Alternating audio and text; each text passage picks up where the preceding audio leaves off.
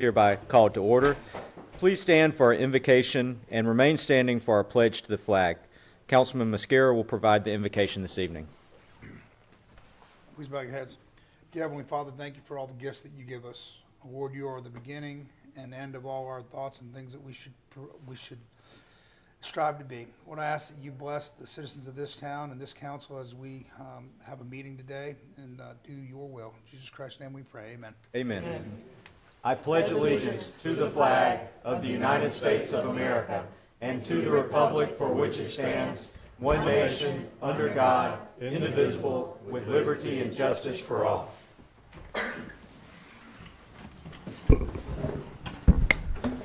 All right, I want to thank everyone for coming this evening. We're going to begin with the first item on our agenda, which is approval of the January 18th City Council meeting minutes. You've all had an opportunity to review the minutes. Do we have a motion? We have a motion for approval from Councilman Smith and a second from Councilman Colby. All those in favor, please say aye. Aye. Any opposed? The ayes have it. Item number 2 of our agenda is approval of bills over $15,000. Mr. Powell. The council has all the bills in their packets. Any questions regarding any of the bills for staff? If not, do we have a motion? Motion to pay the bills. Second. We have a motion from Councilman Smith and a second from Councilman Brown. All those in favor, please say aye. Aye. Any opposed? The ayes have it. Item number 3 of our agenda is approval of purchases over $15,000. Mr. Powell. The only purchase tonight is for the police department. It's for some laptops. This is a purchase from Law and Order Technology LLC for 10 laptops in the amount of $25,596.40. This is, last year the council approved the purchase of 30 laptops.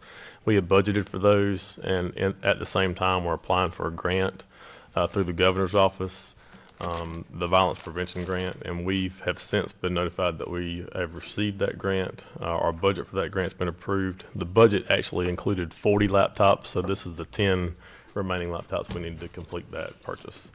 Staff recommends that you approve the purchase from Law and Order Technology. All right, so this is approving $25,596. Is this a reimbursement grant? So Yes. This money would be reimbursed by the Governor's Office Violence Prevention Grant. Do we have any questions for staff regarding this? If not, do we have a motion? Move to approve. Second. We have a motion from Councilman Jones and a second from Councilman Godfrey. All those in favor, please say aye. Aye. Any opposed? The ayes have it. We'll now move to item number 4 of the agenda, which is presentation of the city's FY 2023 comprehensive financial report. I believe Mr. Chapman with Nichols Colling Associates is here to provide this financial overview. Thank you for coming this evening. Thank you, Mayor and Council.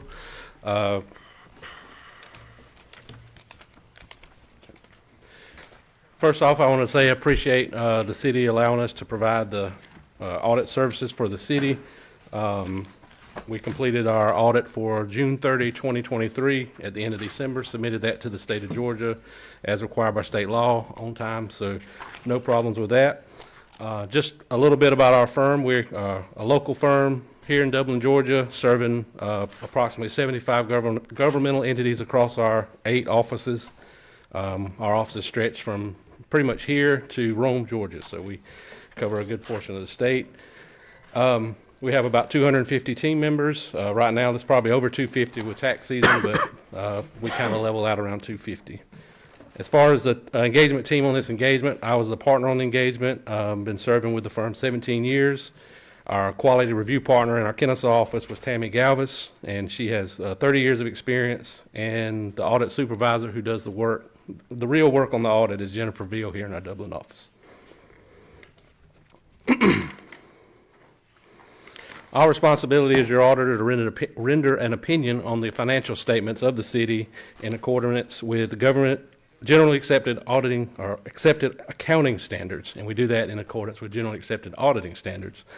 And what that means is that we're providing a reasonable but not absolute opinion on the financial statements, that they are free of material misstatements. The main thing you're looking for is our opinion on those financials, and I'm pleased to say that we had a clean opinion on the financials, and like I said, that means that the financial statements that were prepared are fairly presented in accordance with accounting principles. We are also in the process of finishing up the single audit, which is on your federal awards. We have one major program this year, is that railroad grant that was a required single audit. So at this point, we're expecting an unmodified opinion on that as well. Unmodified is accounting jargon for a clean opinion, so that's what you're looking to receive. And the city is required to do those if they spend more than $750,000 of federal grant money in a year. That triggers the single audit, so that you were subject to that this year. As a part of audit, we do provide a communications letter to management that is passed to you. And I'm just going to hit a few of the highlights of that letter real quick. In your financial statements, there's a lot of numbers, but there's also some words. The most significant policy in those words would be note 1 to the financial statements. That's where the city defines all of their accounting policies. For each item on the financials, there's a policy that describes how the city accounts for those items. As a part of your audit, there's, like I said, hard numbers, cash. I can easily confirm the cash with the bank, and they tell me the city has X amount of dollars, but in those financials, there's also a lot of estimates. And we review those estimates and how the city accounts for those. The major ones of those would be the pension and OPEB valuation that the city uses third-party actuaries to calculate those liabilities. We review the inputs for those reports and found no problems with those. As I said, the financial statement disclosures support the financial numbers in the report. So in the back part of those financials, there's disclosures. We do assist with the preparation of those disclosures based on information provided to us. Had no problems with those disclosures. As far as our relationship with management, we did receive full cooperation from the city's management staff and others. That doesn't just include the finance department. Our team has to interact with others regarding grants, the police department. Everyone's always gets us what we need as quickly as possible. Had no problems with that. No disagreements with management on any accounting issues or reporting matters. During our audit, there are adjustments made during the process of the audit. And a lot of those have to do with the actuarial reports. Those don't come in right away. Usually we have the financial trial balance before those valuation reports come in. So that's the major adjustments are related to those actuarial valuations. We propose those changes to management, and they can either accept or decline to record the adjustment. Management did record any adjustments that were proposed by us, so there were no past adjustments. As a part of our audit at the end, we asked management to provide us with a representation letter, and what that means is there's a lot of statements in there that pretty much in summary would say, we gave you what you asked for and we told you the truth. So that's part of the audit, and that goes in the audit documentation. And as far as independence, we are required to be independent to the city. No one on my team can serve on city council or in management, so we are independent in that regard, but it also restricts what kind of services we provide to the city. It wouldn't be appropriate for me to come in and instruct management on how to account for something and then come back and audit that. So during the year, we did not provide any services to the city that would impair our independence.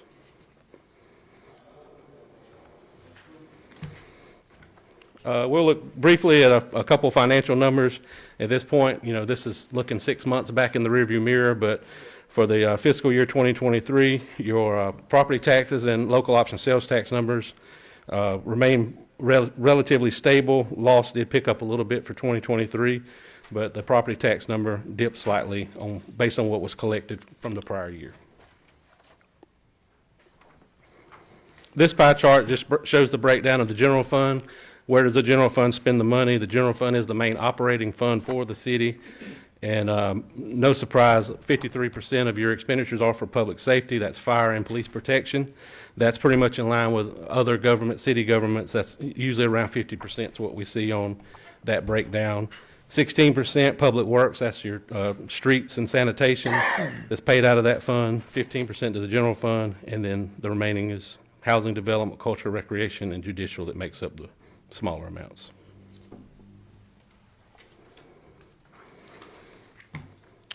Looking at general fund balance, there was an increase in the general fund balance from 2022 to 2023, going from 4.9 million to 5.4 million.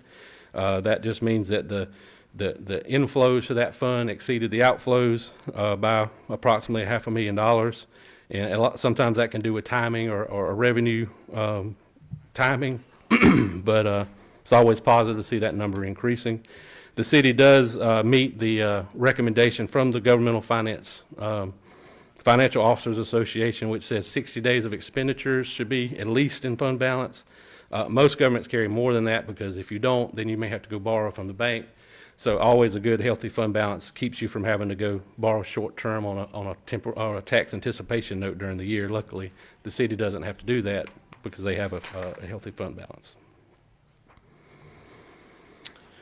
Just to highlight some of the capital investments for 2023, out of the T-SPLOS fund, almost $4.1 million was spent between Hillcrest Parkway and Stub Park Road.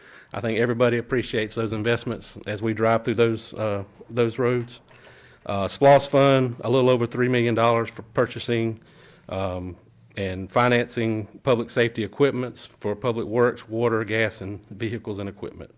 And then finally, out of the enterprise fund, what wasn't funded by SPLOS, an additional $900,000 for equipment and infrastructure for those enterprise funds, which would include the water, sanitation, gas, telecom.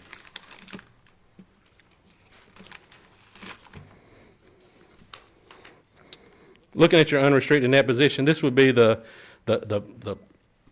unrestricted portion of the major enterprise funds and what's available for future investments into those funds. Of course, you always want to maintain a healthy, unrestricted fund position in those funds to fund future developments, any kind of repairs, significant repairs that would need to be made.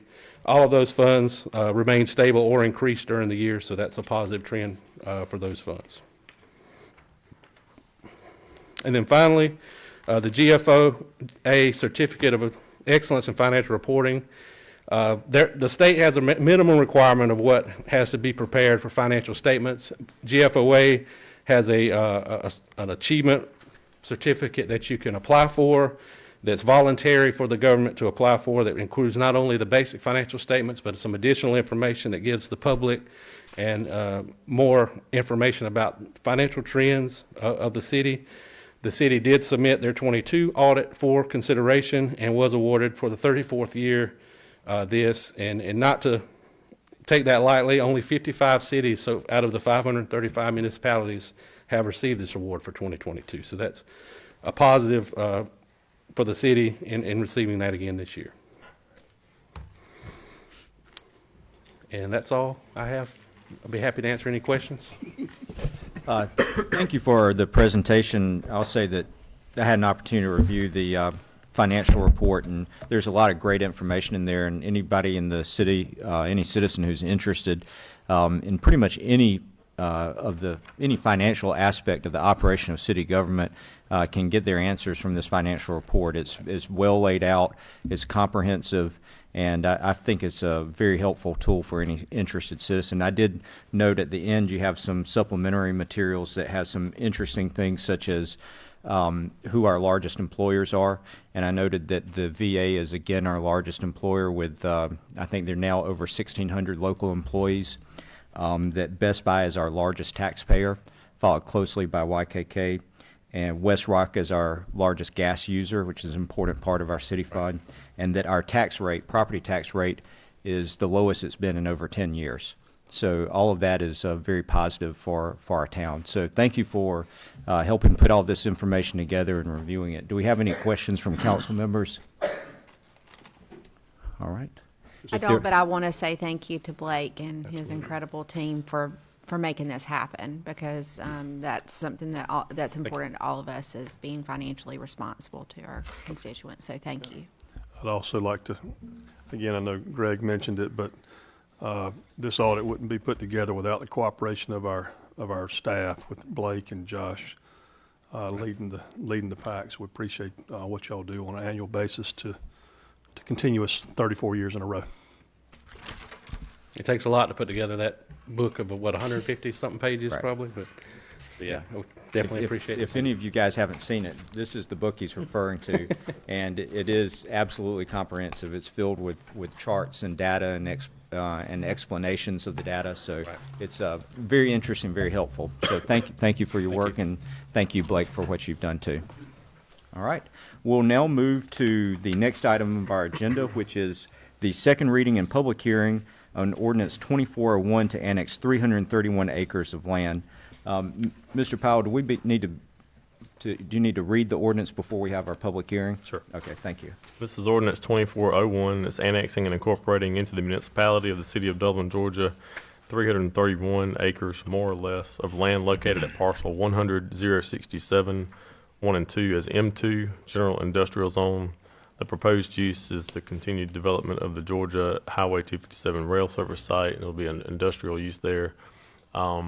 This property is at the corner of the Highway 441 bypass and Highway 257. 60 acres of this property is already being used and going to be developed for Washington, the project that's announced that's coming to Dublin. And we're thankful for the Development Authority and their work to get those industries coming to Dublin to provide the jobs and the investment in our community. This includes the entirety of the site, though, as the Development Authority and the county and the city are working together to bring some infrastructure improvements to the property that's going to benefit not only Washington but future industrial prospects that may come there. So we're going ahead and annexing the entire tract in. All right, at this time, we will close our city council meeting and open a public hearing to receive comments regarding this proposed annexation. If there's anyone who would like to speak either in favor of or against this proposed annexation, now is your opportunity. Please come forward. The microphone is yours if anyone would like to speak regarding this proposed annexation. Thank you, Mr. Waldrop. And just for the record, if you can just state your name and who you're representing. Good afternoon. I'm Ryan Waldrop. I'm president of the Dublin-Lawrence County Development Authority, and we appreciate the city's interest in this property, appreciate the city's willingness to work with the Development Authority over the last several years as we have developed this site as a community to attract new industry to Dublin and to Lawrence County. We appreciate all the support we've gotten, again, from the city, from the various departments such as engineering, planning, city manager's office, and of course city and mayors, or council and mayor as well. So again, we're really excited about this property, not only for Washington and the 460 new jobs and $176 million of new investment that company will bring to our community, but also, it's getting a lot of attraction and continuing to get a lot of attraction from other projects across the state. So we're looking for great things as well for the rest of it. But again, we appreciate the council's favorable support for the annexation of this property so services can be provided for water, sewer, public safety, and others. All right. Thank you for that. As you do represent the applicant, there's normally an opportunity for any council members who have questions for applicant. Any questions? I know that we spoke in pre-council. If there are no questions, thank you for coming, Mr. Waldrop. Thank you. Mm-hmm. Is there anyone else who would like to speak regarding this matter? All right. If there's no one else who would like to speak regarding this matter, we'll now close the public hearing and turn this matter over to council for action. Motion to approve. Second. We have a motion to approve the annexation from Councilman Jones with a second from Councilman Brown. This will be for a zoning classification of M2. At this time, we have a motion and a second. Is there any discussion on the motion? If there is no discussion on the motion, Madam Clerk, will you please call the roll? Councilman Brown. Yes. Councilman Jones. Yes. Councilwoman Godfrey. Yes. Councilwoman Colby. Yes. Councilman Smith. Yes. Councilman Mascara. Yes. Ordinance passes. All right. Well, we're looking forward to continue to work with the Development Authority. Thank you guys for coming this evening. We appreciate you being here. All right, we'll now move to item number 6 on the agenda, which is discussion and action on an agreement with Georgia Power. Mr. Powell. In your materials is a contract with Georgia Power for the installation of 16 lamppost-style street lights along Madison Street. This will be a part of our streetscape project there. There's a $150,000 upfront cost of that, and then there's a monthly cost of $234.88 thereafter, and that's for all $234.88 for all 16, not each. This will be part of that streetscape project, and we're looking forward to getting that going. The $150,000 will come from the grant that we've received for the project. The monthly cost will be budgeted each year in our general fund. All right, so this is $150,000 for the streetlights on Madison Street to be reimbursed out of I can't remember the name of the grant. It's the rural downtown. Yeah. Okay, the rural downtown grant that we received. So this would be reimbursed from that grant. Do we have any questions for staff regarding this item? If not, do we have a motion? Make a motion. Second. We have a motion from Councilman Mascara with a second from Councilman Colby. Any discussion on the motion? With no discussion, all those in favor, please say aye. Aye. Any opposed? The ayes have it. That motion passes. We'll now move to item number 7 on the agenda, which is discussion on an emergency declaration related to Church Street, Rice Avenue Sewer Repair Project. Mr. Power. This is Resolution 2402, a resolution of the City of Dublin, Georgia, by and through its mayor and council authorizing the city manager to negotiate a contract for the emergency repair and upgrade of sewer mains at Church Street and Rice Avenue, to authorize the mayor to execute and deliver an agreement for said services, to provide for an effective date and for other lawful purposes. As has been brought up in previous council meetings and the public has seen, we've had an issue with the sewer line over here on North Church Street. Staff has been able to go back out since our last meeting and do some additional work to try to clear that up, and I believe there's been a temporary fix to that. It's not coming out on the road any longer. But the underlying problem still remains, and we need to replace that section of the line there. So we're asking the council declare this an emergency so that we can procure the services for the work to be done on that basis. All right. You've heard Mr. Powell's explanation. Do we have any questions for staff regarding this declaration? Do we know how quickly the contract and the bidding will happen for this as soon as we make this motion tonight? As soon as, well, it won't we'll be dealing directly with a contractor on it, but it's going to depend on their schedule, but we're going to find somebody, hopefully we can get it to work pretty quickly. It's being designed right now, right? It is still in design. Okay. Any other questions? All right, do we have a motion? Make a motion. Second. We have a motion from Councilman Mascara and a second from Councilman Godfrey for the declaration of emergency for the sewer repair project, which will allow the city manager to move forward without having to go through the normal bidding procedures. Any discussion regarding this motion? If there's no discussion, all those in favor, please say aye. Aye. Any opposed? The ayes have it. All right, we will now move to item number 8 on the agenda, which is a declaration of surplus. Mr. Powell. In your materials is a listing of items that we no longer have a use for. Mostly is coming from the police department. There's some equipment there, holsters, belt buckles, pistol holders. We have a load of water meters there, 596 of those. Those are, as council knows, we've been replacing several of our water meters each year in these last 2 years, and these are some of those that we've removed. We'd like to try to sell those. Some other cities may be interested in them. And then we've got some other various items from City Hall and the City Clerk's office, as well as an old 1975 John Deere backhoe from the golf course. I think it's incumbent on me to let you know also that impersonating a police officer is a crime. So if you do purchase any of these items, please govern yourselves accordingly. Councilwoman I Colby. say that for council members just as much as I do the public. All right. So excuse me? See the picture of the backhoe. Do you have a photograph of the tractor, the backhoe? Oh, there it is. Right there. Okay. All right. Council has had an opportunity to review this. Any questions for staff regarding the surplus? If not, do we have a motion? So move. Second. We have a motion from Councilman Jones and a second from Councilman Colby to declare these items surplus. All those in favor, please say aye. Aye. Any opposed? The ayes have it. Item number 9 on board appointments will be deferred to the next meeting, so it is now time for citizens' comments. If there is any citizen who would like to make a comment this evening, this is your opportunity. Please come forward and state your name and where you live, and we'll be glad to hear your comment. Ms. Browning, our clerk, will set a timer for 3 minutes, so there's a maximum comment period of 3 minutes per person. Is there anyone who would wish to speak this evening? Ms. Morton. Yeah, I think it's kind of a formality that I even introduce myself now. Y'all know me.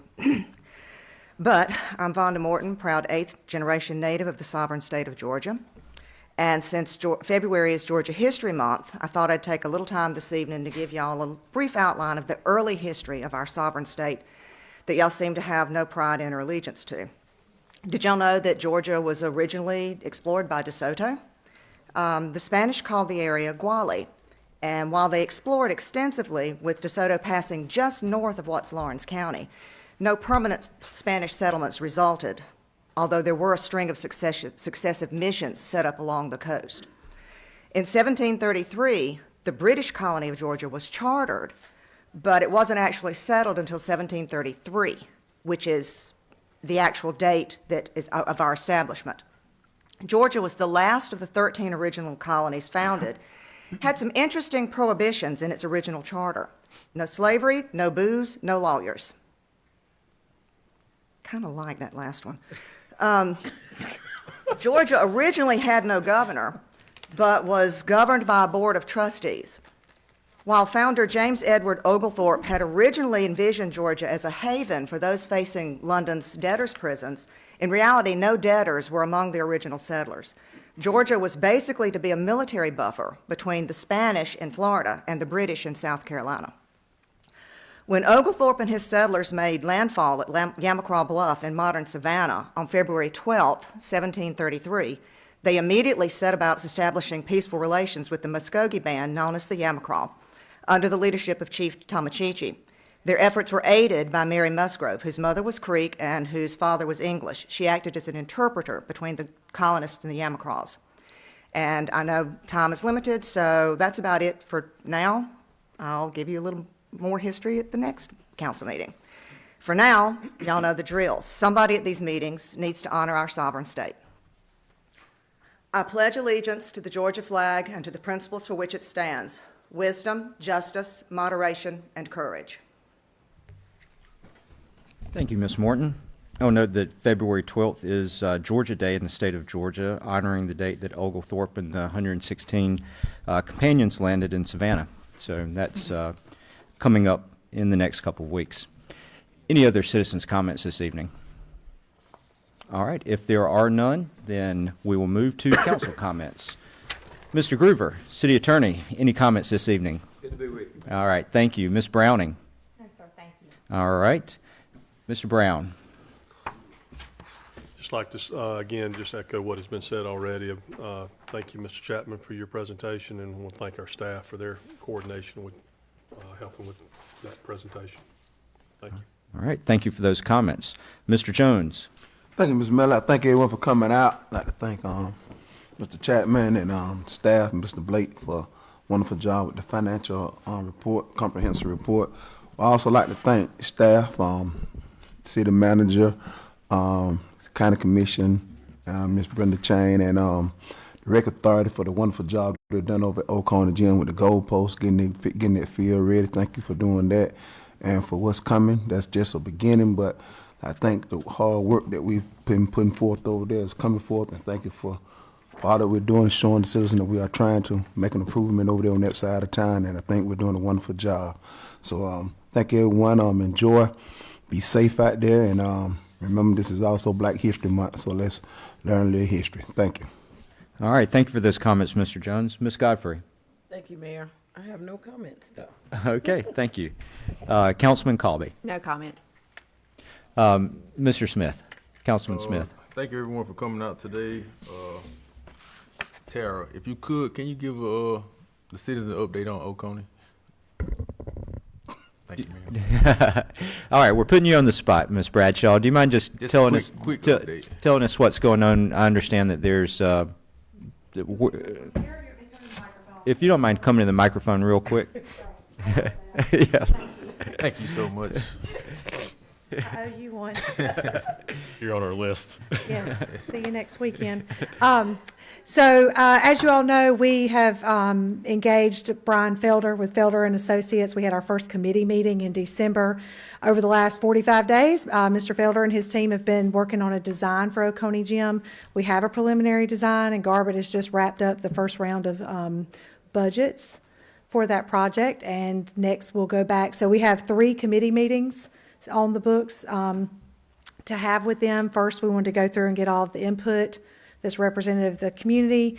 Then our architect will come back and say, okay, this is what you can afford out of all the big wish list items. And so that's what the committee will review next, and then we'll come back and finalize the plans. We hope to do that in February, will be our next one, and then we hope to do our final meeting by the end of March, early April, and then that way it'll be ready to start construction within the next 2 or 3 months, however long it takes Garbett to then kind of marshal everything together. So, and in part of that, they'll come back to the city with the final budget, and you'll approve all of that for the project. All right, well, thank you for that update, and I also want to. Is that enough? More questions? No. Go Any ahead. other questions or any on it? Or? Oh, yeah, if you want to speed cushions or anything, make sure you go on our website or contact Ms. Tara or Felicia at City Hall. Yes, please. On the website, there's a traffic calming webpage, or yes, please call any of the staff, and we'll be happy to put in the information for you. Thank you, that's all. Great. All right, thank you. I also want to thank the volunteers on the Oconee Gym Community Steering Committee. I know y'all have had one meeting and have another meeting coming up, so appreciate those people who are serving on that committee. Mr. Mosquero, any comments this I evening? don't have any comments this evening. Thank you for coming. All right, thank you. Mr. Powell? No comments. Thank you, Mr. Chapman and Blake Daniels, for all the work keeping us straight on our financials. All right, I want to thank everyone for coming. This meeting is now adjourned.